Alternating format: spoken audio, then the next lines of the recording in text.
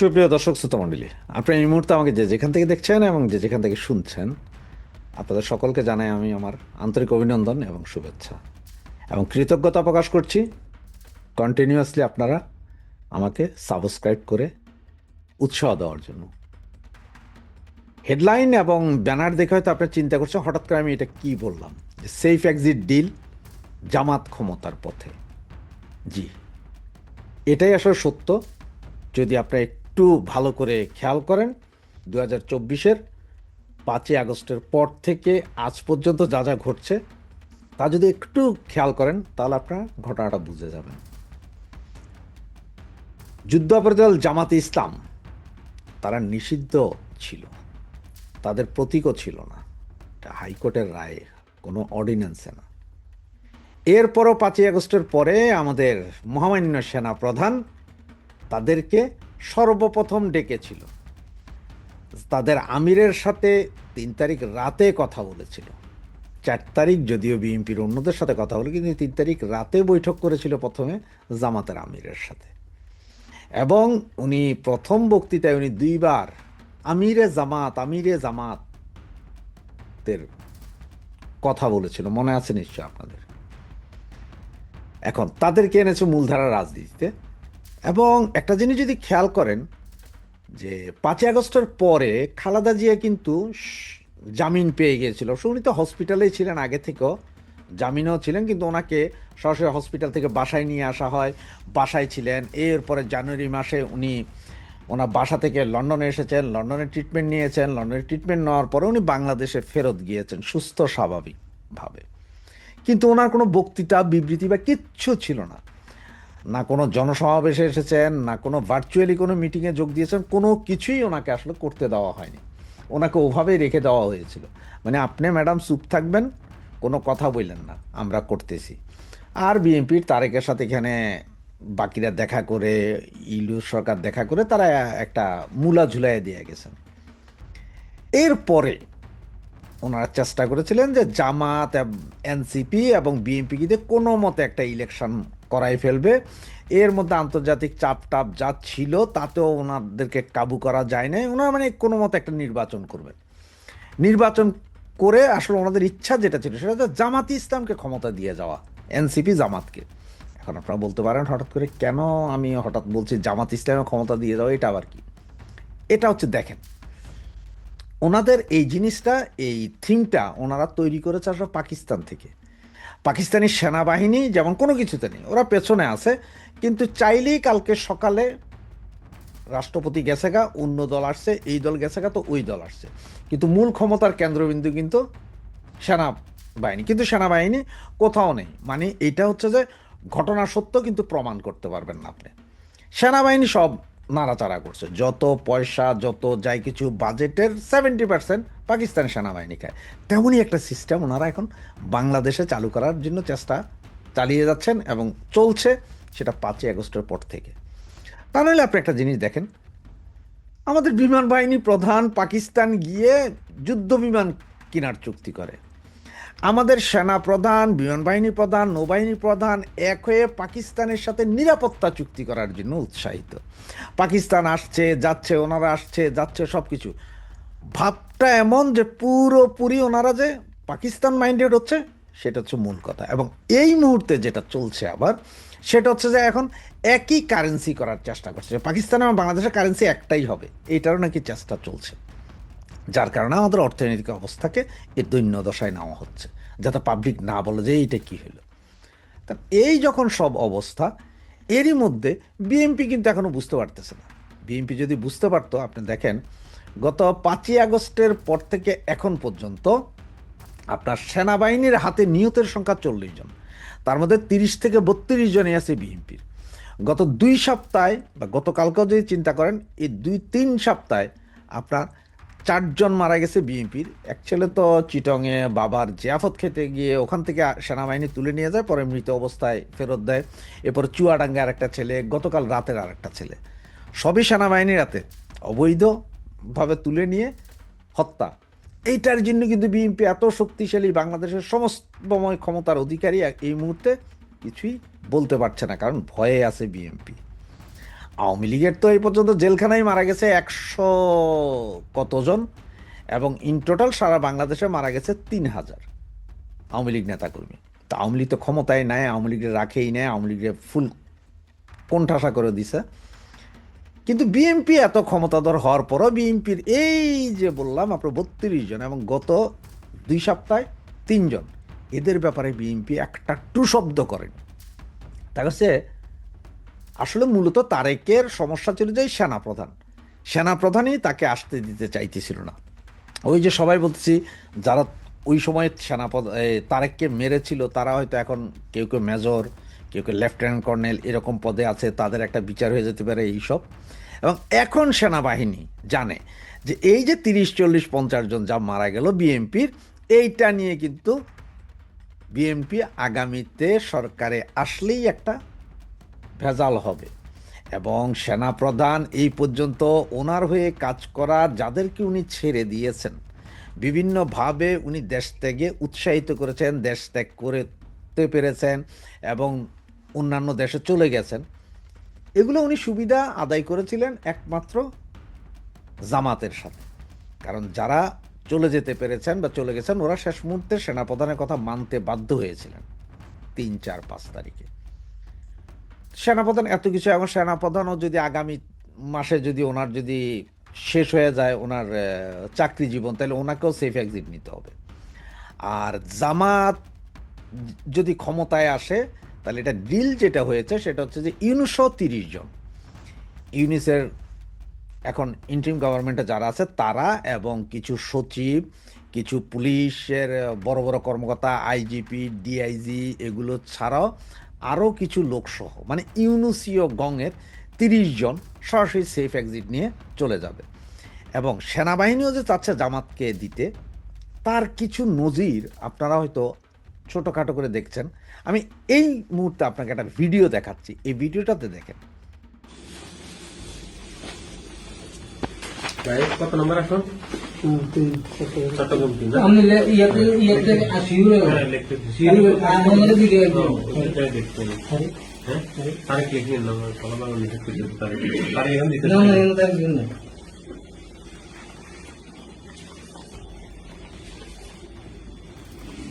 বিচের পরে তারিখ এই ভিডিওটাতে দেখলেন, এখানে হচ্ছে কি যে জামাত যেই সব ভোট সারা পৃথিবীব্যাপী বাঙালিদেরকে যেই ব্যালট ভোটের কথা বলা হচ্ছে, পোস্টাল ভোটের কথা, ওগুলো কোনোটাই আপনার 100% বিলি হয়নি বলে ম্যাক্সিমামই জামাত ইসলামের নেতাকর্মীরা বিভিন্ন দেশে ওরাই ক্যাপচার করেছে, ওরাই এখান থেকে সব দিয়ে দিয়ে পাঠিয়ে দিচ্ছে।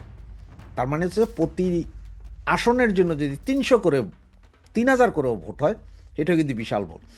আবার জামাত কি করেছে, ঢাকার 20টা আসন, সবাই বলতে 20টা আসন, 20টা আসন না, সারা বাংলাদেশে 190টা আসনে ওরা যেই ভোটের ব্যবধান, মানে 5 থেকে 7,000 যে ভোটের ব্যবধান আছে, এই ভোটের ব্যবধানটাকে কমিয়ে দেওয়ার জন্য তারা বিভিন্ন জায়গায় যেখানে ওদের ভোটের ব্যবধান বেশি সেখান থেকে লোক এনে তারা এইসব আসনে আপনার ভোটার চেঞ্জ করছে, মানে যাতে একদম কম্পিটিশন থাকে। এরপর আছে এই 3,000 করে ভোট, পোস্টাল ভোটগুলো, এগুলো যে জামাতের ফেভারে যাবে, এনসিপির ফেভারে যাবে, এবং তারাই আসলে সরকার গঠন করবে। এবং এই সরকার গঠন করেই তারা সেফ এক্সিটে ওনারা চলে যাবে। আবার এদিকে সেনাবাহিনী কি বলছে, যে তারা বলছে যে তারা যে কোনো সময় যে কোনো মুহূর্তে প্রিসাইডিং অফিসারের নির্দেশ ছাড়াই ভোট কেন্দ্রে ঢুকতে পারবে। তার মানে বুঝেন, ভোট কেন্দ্রে ঢুকা কিন্তু সাইজ করে দিব, সেনাবাহিনী দাঁড়ায় থাকবো, ব্যালট মারবো, 30%, 35%, 40% ভোট কাস্টিং হয়েছে, সব জামাতে পাইছে। এটা হচ্ছে তাদের মূল প্ল্যান। এখন জামাতরা আনার কারণ হচ্ছে যে যাতে বাংলাদেশে জামাত যদি আসে একটা অস্থির পরিস্থিতি থাকবে, বিএনপি আন্দোলনে যাবে, বিএনপি তখন আওয়ামী লীগের সহযোগিতা চাবে, জামাতরে নামাইতে হবে। এই অস্থিতিশীল পরিস্থিতি যত দিন, যত মাস, যত বছর চলবে, সেনাবাহিনীর জন্য ততদিন সুবিধা, কারণ তারা তখন বাজেটের সিংহভাগই তাদের কাছে। আর ভারত যুদ্ধ তো আছেই, এই ভারত আক্রমণ করছে, এই ভারতের ইয়ে লাগাও, এই ভারতকে মারো, যার কারণে সেনাবাহিনী কিন্তু হাতিকে মারাইছে। জামাত তো আছেই, জামাতের শুটার সেনাবাহিনীর প্রোটেকশনে হাদিকে মারানো হয়েছে, আরও 2, 4, 10টা মরবে, আরও অনেক মরবে, দেখবেন এগুলো সব কিছু সেনাবাহিনী জানে। এত কিছু হওয়ার পরেও সারা বাংলাদেশে এত আপনার হত্যা খুন গুণ হওয়ার পরে সেনাবাহিনীর আওয়াজ নেই। তার কারণ হচ্ছে সেনাবাহিনী চায় অবস্থা এরকম থাকুক, জামাত সরকার আসুক তখনও অবস্থা এরকম থাকুক, এতেই সেনাবাহিনীর সুবিধা।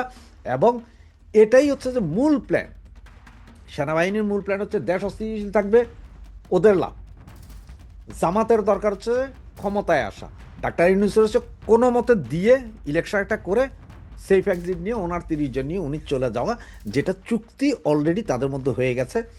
যদি দৈবিক কোনো কিছু না হয়ে যায়, যদি আওয়ামী লীগ কোনো আন্দোলন গড়ে তুলতে না পারে, অথবা ইন্টারন্যাশনালি যদি কোনো হার্ড কোর প্রেশার না পড়ে, তাহলে এই নির্বাচন 12 তারিখে হয়ে যাবে।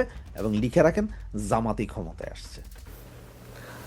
ভারতের সেনাবাহিনীর প্রধান জেনারেল উপেন্দ্র দ্বিবেদী তিনি বাংলাদেশের বিষয়ে বেশ কয়েকটি মন্তব্য করেছেন, বেশ কয়েকটি ইঙ্গিত দিয়েছেন। এগুলোর কোনো কোনোটি আমাদের জন্য আশাব্যঞ্জক, কোনো কোনোটি অবশ্যই খুবই উদ্বেগের এবং আশঙ্কার। ভারতের সেনাবাহিনীর একটি বার্ষিক সম্মেলন ছিল বুধবার। সেই সম্মেলন উপলক্ষে নয়াদিল্লিতে আয়োজিত একটি অনুষ্ঠানে তিনি মন্তব্য করেছেন, জানিয়েছেন যে বাংলাদেশ এবং ভারতের সেনাবাহিনীর মধ্যে নিয়মিত যোগাযোগের চ্যানেল প্রতিষ্ঠিত হয়েছে এবং এই যোগাযোগটি একাধিক চ্যানেলে চলছে। কি সেই যোগাযোগ? ওই সাংবাদিকের প্রশ্ন ছিল, মানে একজন সাংবাদিক যে প্রশ্নগুলো করছেন তার মধ্যে একটি ছিল এরকম যে বাংলাদেশের সঙ্গে পাকিস্তানের সম্পর্কের যে নতুন সমীকরণ, সেটা ভারতের জন্য হুমকি হিসেবে দেখা হচ্ছে। ভারতীয় সেনাবাহিনী বিষয়টিকে কীভাবে দেখছে? জবাবে জেনারেল উপেন্দ্র দ্বিবেদী বলছেন, প্রথমত বাংলাদেশের ক্ষমতায় কী ধরনের সরকার রয়েছে তা আমাদের জন্য বোঝা গুরুত্বপূর্ণ। যদি এটি একটি অন্তর্বর্তী সরকার হয় তাহলে দেখতে হবে যে তারা যে পদক্ষেপগুলো নিচ্ছে সেগুলো আগামী 4-5 বছরের জন্য নাকি আগামী 4-5 মাসের জন্য। দর্শক, একটু বলে রাখি, তার এই যে মন্তব্যটি এটি খুবই গুরুত্বপূর্ণ। আমি আসছি সে বিষয়ে, অবশ্যই কিছুটা ব্যাখ্যা তো রয়েছে তার এই বক্তব্যের। তিনি বলছেন, আমাদের বিবেচনা করতে হবে এখনই আমাদের কোনো তাৎক্ষণিক প্রতিক্রিয়া জানানোর প্রয়োজন রয়েছে কিনা। মাস কয়েক আগে যখন দিল্লি অ্যাটাক হলো, দিল্লিতে একটি বিস্ফোরণের ঘটনায় বেশ কয়েকজন মারা গেলেন, ভারতের নিহত হলেন, তখন এরকম গুঞ্জন শোনা যাচ্ছিল যে ভারত হয়তো বাংলাদেশের সার্জিক্যাল স্ট্রাইক করতে পারে, সার্জিক্যাল অ্যাটাক করতে পারে। আমার মনে হয় ওই ধরনের কিছু এই মুহূর্তে হবে না, সেটি তিনি মন্তব্য করেছেন যে তাৎক্ষণিক কোনো প্রতিক্রিয়ার দরকার আছে কি না। তিনি বলছেন যে আমরা সেখানে একটি প্রতিনিধি দল পাঠিয়েছিলাম যারা মাঠ পর্যায়ে সংশ্লিষ্ট সবার সঙ্গে সাক্ষাৎ করেছে। একইভাবে নৌবাহিনীর প্রধান এবং বিমান বাহিনীর প্রধানও কথা বলেছেন। এর উদ্দেশ্য হলো কোনো ধরনের যোগাযোগের বিভ্রাট বা ভুল বোঝাবুঝি যাতে না হয়। আমি আপনাদের আশ্বস্ত করতে চাই, এই মুহূর্তে 3 বাহিনীর পক্ষ থেকে যে পদক্ষেপগুলো নেওয়া হচ্ছে তার কোনোভাবেই ভারতের বিরুদ্ধে নির্দেশিত নয়। অর্থাৎ বাংলাদেশে যে 3 বাহিনী রয়েছে আমাদের, সেই 3 বাহিনীর কথা বলা হচ্ছে। তিনি বলছেন, আর আমাদের প্রস্তুতির দিক থেকে বলতে গেলে আমরা সেখানে পরিস্থিতি নিবিড়ভাবে পর্যবেক্ষণ করছি। খুবই স্বাভাবিক কথা, ভারত তো কড়া নজর রেখেছে বাংলাদেশের সাম্প্রতিক যে ঘটনাবলী বা রাজনৈতিক পরিস্থিতি এবং আগামী নির্বাচনকে কেন্দ্র করে। এখন বিষয় হচ্ছে, ভারতের সেনাপ্রধান যে মন্তব্যগুলো করলেন তা খুবই সিগনিফিক্যান্ট আমাদের জন্য এবং তার এই বক্তব্যগুলো থেকে আমরা অনেক কিছু ধরে নিতে পারি। প্রথম কথা হচ্ছে, আমাদের সশস্ত্র বাহিনীর পক্ষ থেকে ভারতের সেনাপ্রধানকে আশ্বস্ত করা হয়েছে। কী বিষয়ে আশ্বস্ত করা হয়েছে? হতে পারে বাংলাদেশে মৌলবাদী শক্তির বিষদাঁত যে ক্রমান্বয়ে বেরিয়ে আসছে, অনেকের যে আশঙ্কা, সেখান থেকে অন্তত ভারতের সীমান্তে কোনো ধরনের কামড় বসাতে দেওয়া হবে না এমন নিশ্চয়তা দেওয়া হতে পারে এদেশে কোনো ধরনের সংখ্যালঘু নির্যাতন হবে না, তার নিশ্চয়তা দেওয়া হতে পারে আমাদের সশস্ত্র বাহিনীর পক্ষ থেকে। আমাদের জন্য সেটি অবশ্যই ইতিবাচক। দ্বিতীয় কথা হচ্ছে, যে বিষয়টি আপনাদেরকে একটু খেয়াল রাখতে বলেছিলাম, খুব গুরুত্বপূর্ণ, আগামী নির্বাচন 4-5 মাসের জন্য হতে যাচ্ছে নাকি 4-5 বছরের জন্য হতে যাচ্ছে, এ বিষয়ে যে মন্তব্য করেছেন সেটির মধ্যে দিয়ে তিনি কী ইঙ্গিত দিতে চেয়েছেন? তাহলে কি ভারত 12ই ফেব্রুয়ারি নির্বাচন যদি অনুষ্ঠিত হয় তারপরে মধ্যবর্তী কোনো নির্বাচনের কথা ভাবছে বাংলাদেশের ক্ষেত্রে? ডক্টর মোহাম্মদ ইউনূস সরকারের সঙ্গে ভারত কোনো ধরনের সম্পর্ক স্থাপিত করবে না, এ কথা ভারত গত 17 মাস ধরে বলে আসছে নানানভাবে। বাংলাদেশে মৌলবাদী শক্তির উত্থান যে ঘটছে তা তো শুধু আর ভারত বাংলাদেশের আলোচনার মধ্যে সীমাবদ্ধ নেই। আন্তর্জাতিক বিভিন্ন গণমাধ্যম, আন্তর্জাতিক বিভিন্ন গবেষণা প্রতিষ্ঠান তাদের গবেষণায় এই বিষয়গুলো তুলে নিয়ে আসছে।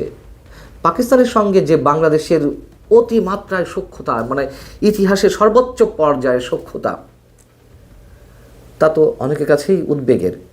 সেই জায়গা থেকে আগামী 12ই ফেব্রুয়ারি নির্বাচনের মাধ্যমে কি হতে যাচ্ছে সে বিষয়ে নিশ্চয়ই ভারত এখনও সন্দিহান।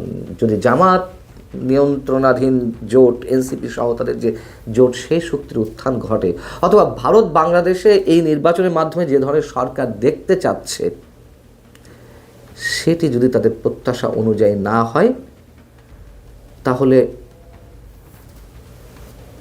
পরবর্তী 4-5 মাসের মধ্যে তারা কি ভিন্ন কোনো কিছু কথা ভাবছে?